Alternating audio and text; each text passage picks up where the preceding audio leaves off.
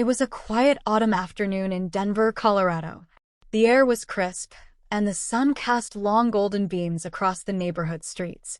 Inside a modest two-story house, Emily Parker sat by the living room window, sipping tea from her favorite blue mug.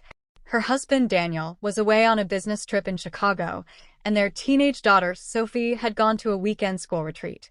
For the first time in months, Emily found herself completely alone at home. At first, the silence felt refreshing. She could hear the ticking of the clock in the kitchen, the gentle hum of the refrigerator, and even the occasional chirping of birds outside. Emily had been longing for some time to herself. She thought she would spend the weekend catching up on reading, maybe do some baking, or just enjoy a movie marathon wrapped up in her blanket. But as the hours stretched on, the quietness began to feel heavy. Every creak of the wooden floor, every rustle of the trees outside seemed louder. Emily reminded herself that she wasn't someone who scared easily. After all, she had lived in this house for 10 years, and nothing unusual had ever happened. Just as she was about to start a new novel, the doorbell rang. Emily froze. She wasn't expecting anyone. Daniel had called earlier to confirm his flight schedule. Sophie was away, and she hadn't invited any friends over. The unexpected sound of the doorbell made her pulse quicken. Cautiously, she set her mug down and walked to the front door. She peeked through the peephole. A man stood there. He was in his late 30s, dressed neatly in a dark jacket and jeans, holding what looked like a folder. His face was unfamiliar. Emily hesitated. The man knocked politely. "Excuse me, ma'am," he said in a calm, clear voice. "I'm sorry to bother you. My car broke down a few streets away. Could I possibly use your phone to call for help?" Emily's first instinct was to be careful. She lived in a safe neighborhood, but Daniel always reminded her not to trust strangers too easily. Still, there was something earnest in the man's tone. He didn't seem threatening, and his eyes carried a genuine sense of urgency. She kept the door locked but answered through the small gap. "I'm sorry to hear that. Do you need me to call someone for you instead?" The man nodded gratefully. "That would be wonderful. I just need to call the tow service. My phone died, and I'm stuck out here." Emily felt a mix of relief and caution. She asked him for the number, dialed it herself, and explained the situation to the towing company. The operator assured her that help would be dispatched within the next 40 minutes. When Emily returned to the door, the man looked relieved. "Thank you so much. I really appreciate it. My name's Ryan, by the way. I promise I won't trouble you any further." Emily smiled politely. "It's no problem. You're welcome to wait on the porch until the tow truck arrives." Ryan gave a grateful nod and sat down on the steps outside. Emily closed the door but left the curtain slightly open. She returned to her book but found herself distracted. She glanced out the window every few minutes, watching him sit quietly, tapping the folder in his hands as if lost in thought. Half an hour later, the tow truck finally arrived.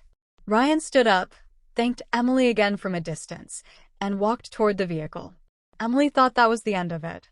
But the story was just beginning. The next day, Emily was watering the small garden in her front yard when she heard a familiar voice. "Good morning." It was Ryan. This time he wasn't stranded or carrying a folder. He was walking his dog along the street and happened to pass by. Emily smiled politely. "Oh, hello. Glad to see you got everything sorted yesterday." "Yes," Ryan chuckled. "The tow service took care of it. I live a few blocks down on Oak Street. Funny how I never noticed we were practically neighbors." From that day on, their paths began to cross more often. Sometimes at the grocery store, sometimes while Emily was out for a jog, and sometimes just as neighbors passing by. Each time, Ryan greeted her warmly, and their conversations grew a little longer. They talked about books, the weather, and the simple ups and downs of everyday life. Emily found these conversations comforting. She had been feeling a sense of distance from Daniel lately. His work kept him away often, and even when he was home, he was usually exhausted or glued to his laptop. Their marriage wasn't broken, but it wasn't vibrant either. Ryan, on the other hand, seemed genuinely present in every conversation. He listened, he laughed, and he had a way of making ordinary topics feel meaningful. Emily didn't think much of it at first. To her, it was just a friendly neighborly bond. But slowly, She began to notice subtle changes in herself. She found herself looking forward to their encounters, catching herself smiling after their talks, and sometimes replaying their conversations in her mind. One chilly evening, Emily sat by the fireplace, scrolling through her phone. She thought about texting Daniel to remind him to call Sophie before bed, but instead, her mind drifted to Ryan. She shook her head, feeling guilty for even thinking about him. She wasn't doing anything wrong, she told herself. They were just neighbors. Just friends. Still, she couldn't ignore the sense of warmth that had entered her life unexpectedly. Weeks passed. Emily continued her routine, but her heart felt caught between loyalty to Daniel and curiosity about Ryan. She reminded herself constantly of her values, of the promises she had made in her marriage. Yet, she also knew something was missing, and Ryan's presence had made her aware of it. One afternoon, Sophie returned from school and mentioned casually, "Mom, I saw you talking to that man with the dog again today. He seems nice." Emily's heart skipped. "Yes, he's just a neighbor. He needed help once when his car broke down." Sophie shrugged and went upstairs, leaving Emily deep in thought. That night, Emily looked at her reflection in the mirror. She realized that what she truly longed for wasn't Ryan himself. It was connection, attention, and being seen. Her marriage with Daniel needed nurturing. She had let the distance grow without trying to bridge it. The unexpected visitor had opened her eyes, but not in the way she first thought. When Daniel returned from his next business trip, Emily decided to talk to him honestly. They sat at the kitchen table after dinner, the soft glow of the lamp lighting their faces. "Daniel," she began gently, "I feel like we've been drifting apart.